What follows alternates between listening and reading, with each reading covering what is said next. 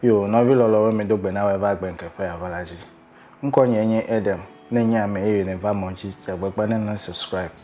Ne subscribe wala ne na ma video kula amenovi e kama mi no kame. Nye me ko nyu selfie kple nu ko va wa ti ko va ma ko no ta nyu laptop chi ya me le video ya wo fifula me ko phone ye ko da de laptop chi ya le be me le video ya wo. Ta ne to de over me la me trokem. Nous me dit ma fille egbe ekude Adam ple Eva mau plati kucheche yo na mi le mo se fa gbale eme e me dit ma fonu chongba mau wo Adam ple Eva epenene Adam ho amade kemenye ho wezideka epenene ho o me de oji Adam lo vo na be enu agbenkekela ya lekeleke efe wa menene ya lekeleke gbegbo we ya oje nkike henlene ya alo gbegbo oji okay mi kwa kwa dade nu ikun medima blona ewo vevi evenyonu e ya nyebe atiku cheche ma wo dade adembo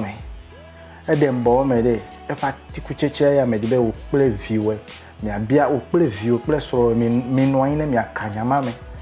be susu le won alo susu mele won yovo flumi alo me flumi me be agbale enyo wo fini na de ole me trona de ole me ko gble mi ama gbeto fe ame bo fe agbenono mawo atiku cheche wa me ko de garden eme ya to asi de kana Adam ple Eva be mega dio gbegbe mi aduide ebe kuke mi aku abusan va Adam bo me ya va china Adam ple Eva ve atika obe mega dio ya obe atia ya abusam china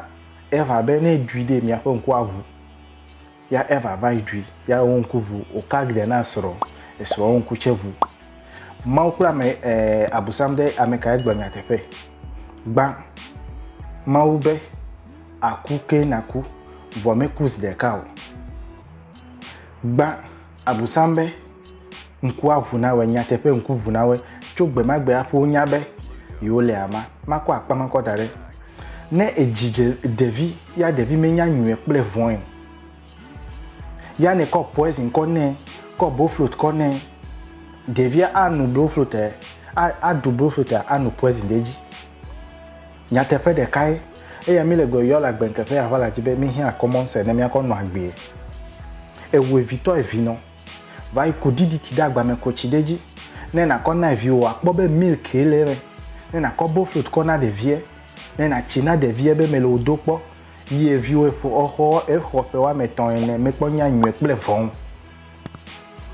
Adam ple Eva chogbe igbo odu atiku cheche apo nya nwe ple fon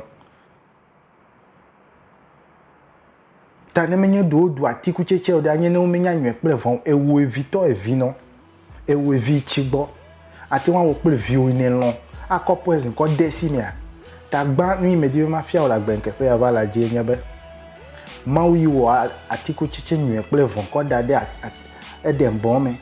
le chichi na Adam ple Eva be no vai kamedi no vai ti anwe ple von ere eda fu lefma nya tefe de kai e ya mele gbogbo na we like we are using logic na mi akokpo nya tefe mele quarantine fifula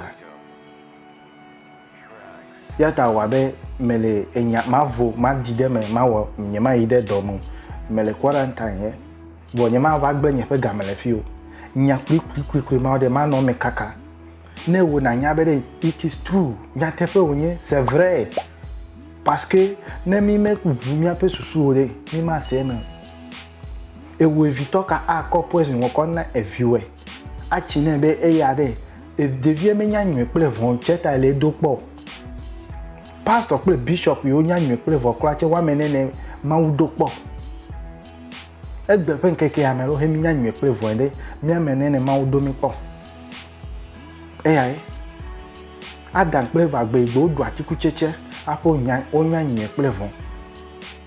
nya te fe de kai gbe igbo do atiku cheche de apo nya nwe ple vo eke mana bia ma o se be nya be devie o mi nya nwe ple vo aliketa na kwa atiku cheche nwe ple vo to ko va dade titi na na we apo va dui e fi abeni egibe mi zulne to dade nku yo be mi vure ma o di be mi zu elne to dade mi zu de vio dade mi me ga bosusu abe ame chichiwo ene o mi ga nyanwe kple von ta if you mi nyanwe kple von de ne te nko poison ko va na bia bishop we be gbe ka gbe o te devie po kple poison da ne wana na chepe we me glo gbe debe o mo de bibla me nu babla ye me nu babla ho ya me nya pa mane o nu babla ye me be mi ide joma vo me bia be egbe ma de o mo de bibla me ho alo he ma o le ya me wo ya o joma vo ko dade a ma o no jifo ya ba wa nyigba o le nyigba ho e wo joma vo ko dade a alo awo na un do ku gbegbe ma o le adam mere me wo joma vo ko dade o gbe ka gbo va wo joma vo ko dade e wo evito vi no no vinye nchu na un do ku ya te pe de kai e ya mana na se la gbenke pe ya vala chi nye pe video ave be mana wa no swe plus susu be nye ma gbrega me na wa pa vo ko nya ko ide vi play vi nto gbo ne mi apete mi ajuro me ko ide mi abe classroom ne mi achine be agbenke be de ma u da fule atiku cheche yo cover ida de adam bo me le chichina kan be le chichina adam be me de kuku na we me ga do atiku cheche ya ro o do akecheche be ya ko cherobi wa me ve cover itode te fe unbe no me ga do agbe pe awo mawi nyanu si anu ape ojo na re me ga va do le ni si gbe bibla me pe ma wo de obe nyanu si anu ape ojo ale nke o nyabe yiwo adam ya me nyabe abusama va ble adam ne wa du atiku chichi ale ko wo nya ojo be me po ebe kan ava wo ebelo like we want basic things ya o town da si le kan ube never wo ebel ma o dollar o pete le fma de kemete un save ebelo vo nyebe ba machina we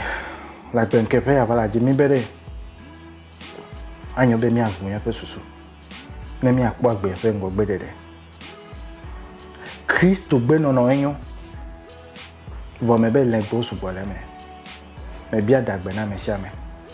me ga ngobo me be ne va mo jija gbagba ne na subscribe wore na ma video pe amen of you eke mami anokame mi dibe eveme nechi quaranta ife ho menye yamele vone kpo ho mere ne de kata machi ho me da de klache vota e dota mi do le gbe me ma une wo ma do le fikaba na ma va yide nyo doji me bia dagba na me sia me no velo lo we mi anokame